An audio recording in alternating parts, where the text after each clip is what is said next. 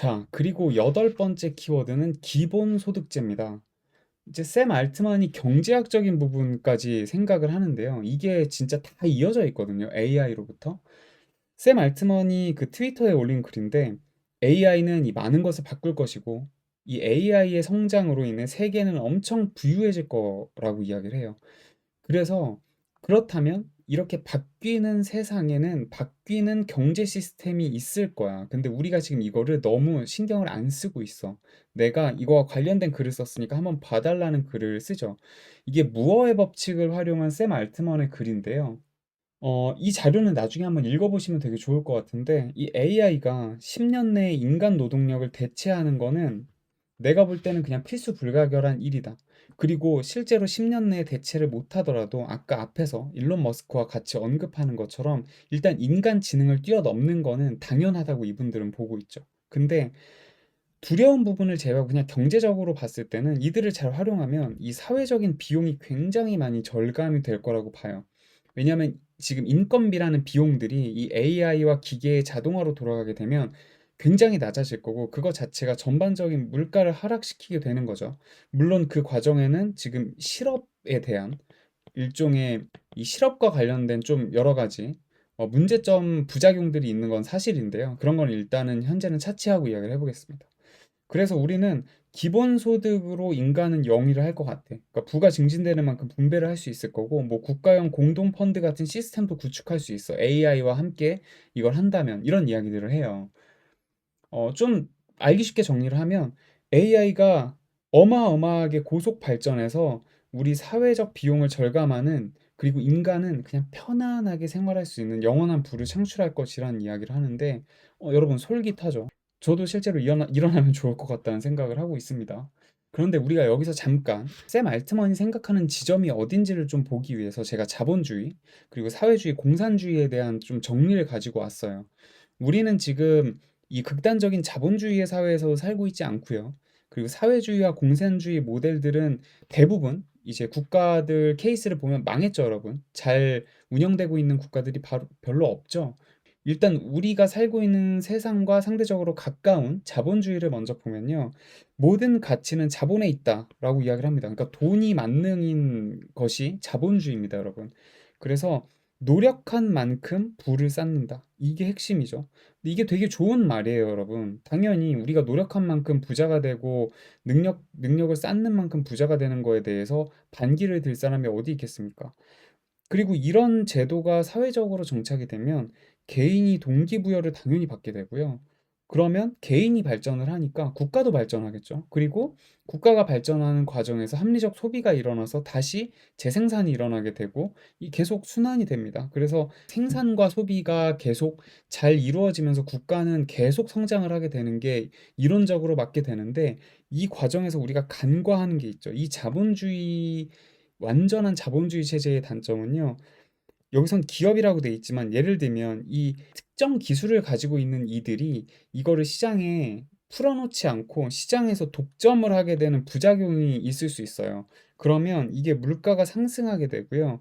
결과적으로는 이것들을 이용하지 못하는 일반 사람들은 점차 이 서비스로부터 멀어지게 되고 빈부격차가 궁극적으로는 심화될 수 있는 거죠. 그래서 뭐 늘 비교하는 거 보면은 이래서 이제 자본가들 그리고 이 자본가들의 반대편에 있는 이 일반 사람들, 이 사람들 간의 빈부격차가 심해지고 이 자본주의 구조상에서는 우리가 없다고는 하지만 알게 모르게 계급이 생기게 됩니다. 이게 돈에 의해서 생기게 되는 것처럼 보이지만 알고 보면 그들이 가지고 있는 기술들에 의해서 생기게 되는 거라고 볼 수 있어요.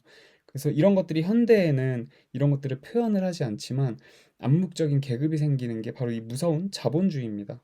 그럼 반면에 자본주의가 이런 부작용이 있다 보니까 사람들이 이제 생각을 하게 되고 어떤 리더 집단은 그런 생각을 하게 되죠. 아니, 그러면 이거 결국은 분배의 문제인데 이거를 노력한 만큼 합리적으로 잘 분배하는 구조를 세우고 대신에 사유재산이나 생산 수단 자체를 특정 기업이 아니라 국가가 공동 관리하게 되고 너네가 또 우리도 관리를 잘할 테니까 너희도 관리를 참 잘하면 우리가 걱정하는 빈부격차, 빈곤 감소할 것이고 막 부동산 우리가 굳이 강남에 있는 거 사려고 막 비싼 돈 낼 필요 없는 거죠. 그러니까 내가 필요하면 내가 직장이 강남에 있으면 강남에서 살다가 뭐 강북으로 이사를 가게 될 일이 있으면 그냥 그 옆에 있는 집 사도 여기도 100원, 저기도 100원이라 그냥 거주 중심으로 생각하게 되죠. 인테리어도 내가 알아서 하면 되고. 그렇기 때문에 경제가 안정되는 효과가 있는 거예요. 그런데 이 사회주의가 굉장히 이상적으로 보이긴 했지만 알고 보면 이 공정성을 잃으면 굉장히 그 문제가 되는 겁니다. 왜냐하면 이거를 내가 개인이 엄청나게 노력해가지고 본인이 어떤 서비스를 창업해가지고 냈는데 그거를 사회에서는 이거를 공공하게 사용하게 된다. 공공적으로 사용해야 되기 때문에 요거에 대한 권리는 우리가 몰수해 갈 거야. 이거 다 국민을 위한 건데 라고 한다면 그 사람의 노력, 그거에 대한 가치 평가가 없어지죠. 보상을 당연히 해줘야 되는 건데. 이런 식으로 삶의 동기부여가 무너지는 케이스가 계속 발생해 보면은 계속 발생한다고 여러분 가정을 해보죠. 그러면 결국은 일을 하지 않으려고 할 거고요.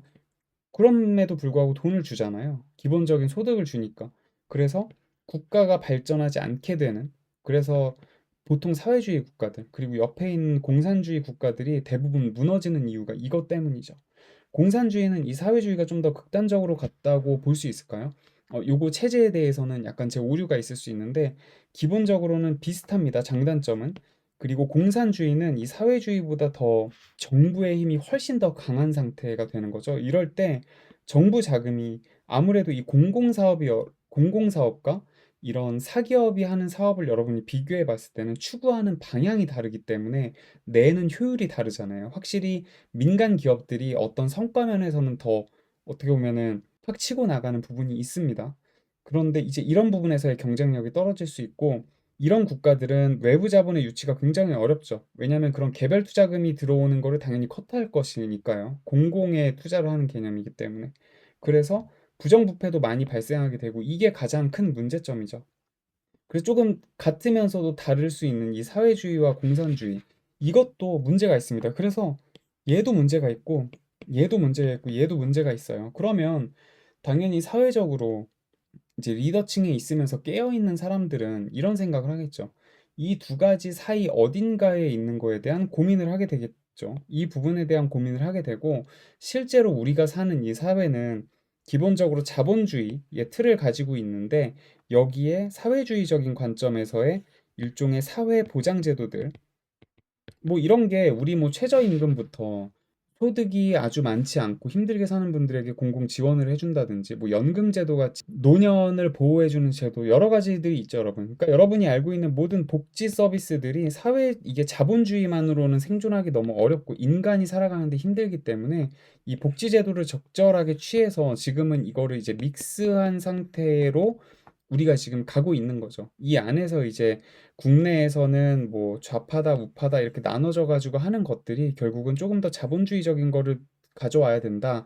아니면은 조금 더 사회주의적인 그런 기능들을 좀 더 강화해야 된다라고 싸우고 있는 건데 제가 볼 때는 그렇게 막 목숨 걸고 싸울 것이 아니라 합리적인 수준에서 이것들을 잘 만들어가면 되는 것인데 이것이 이제 막 표나 여러 가지 그 권력과 얽히다 보니까 뭐 작은 것 가지고 막 얘네 서로 미친 듯이 싸우고 있습니다. 그래서 한번 싸그리 정리를 하고 시작해야 된다고 생각을 하고 있는데 어쨌든 그래요, 여러분. 정치 얘기는 버리고. 그러면 이 샘 알트먼이 생각하고 있는 기본소득제는 어떤 구조냐? 굉장히 재밌었던 것 같습니다. 제가 볼 때는 이 자본주의의 장점과 사회주의가 가지고 있는 장점들을 적절히 섞는데 지금 우리가 기존에 했던 거는 인간 중심이었잖아요. 근데 이 AI를 활용해서 적절하게 섞어 놓은 인간과 AI를 섞어 놓으면 베스트가 나올 수 있는 거죠. 쉽게 얘기해서 요거예요, 여러분. 일단 베이스가 되는 기본적인 생산 있죠. 이 생산은 AI가 도맡습니다. 그리고 이 위에서 무언가 창의적이나 아니면은 뭔가 상상을 하는 그런 창의적인 활동들 이런 거에 대해서는 이제 인간이 담당을 하게 되는 거죠. 그래서 인간은 이 소득을 얻기 위해서 그냥 일을 위한 일을 하는 게 아니라 진짜 창조적인 일, 의미 있는 일을 하든 아니면 뭐 쉬든 그런 활동들을 할 수 있게 열어주는 거고요. 돈은 AI가 다 벌어온다. 이렇게 보시면 될 것 같아요. 그래서 이 선한 AI를 만들어냅니다. 그럼 얘네가 시스템상에서 뭐 여러 가지 공공의 부를 창출하게 됩니다. 그리고 이 부를 재분배를 잘해야겠죠. 그래서 인간은 노동에서 벗어나 발전하고 유의한다. 이런 거죠. 그러나 여기도 문제가 있습니다. 결국은 결국은 이거 돈 버는 거 이거를 어떻게 하느냐가 기존에는 공산주의나 사회주의는 이게 정부였을 수 있을 거고요. 자본주의에서는 인간인데 인간 중에서도 똑똑한 사람은 여기서도 더 큰 파이를 얻게 되기 때문에 항상 이게 문제였는데 이거를 AI로 대체하면서 뭔가 새로운 길을 열어놓은 것 같아요. 그런데 정작 이 AI가 그들이 그렇게 걱정하는 것처럼 기술적인 특이점을 넘어서 이제 통제가 안 됩니다, 여러분. 그럼 어떻게 할 거야? 두 번째, 이 AI도 결국 관리하는 이들이 있겠죠. 뭐 이게 진짜 위급 상태인 얘네들을 끄든 뭘 하든 어쨌든 관리해야 되는 애들이 없을 수는 없을 것 같은데 얘네가 부패하면 어떡해? 얘네가 다시 재독점하면 어떡하지? 그러면 AI를 아예 공부도 안 하고 그냥 기술만 누리고 있던 일반 사람들은 이들에 의해서 역통제 당하는 것은 아닐까라는 의문이 들기도 합니다. 근데 어쨌든 이런 기본소득제에 대한 아이디어를 제시를 하는데요. 이게 혼자만의 생각은 아니었던 것 같아요. 여러분은 이미 많이 알고 계셨을 수도 있는데 저는 진짜 몰랐거든요, 여러분. 좀 반성을 합니다.